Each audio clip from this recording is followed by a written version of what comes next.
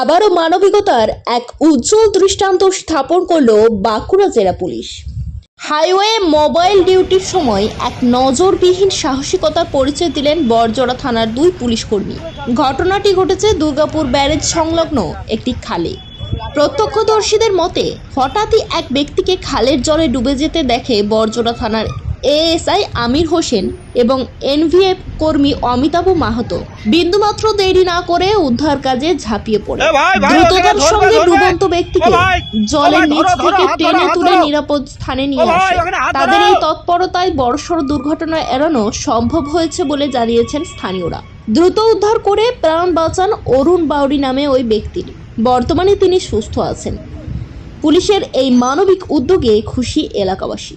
এই ঘটনা আবারও প্রমাণ করল বিপদের মুহূর্তে পুলিশ শুধু আইন রক্ষকই নয়, মানুষের জীবন রক্ষায়ও সর্বদা প্রস্তুত।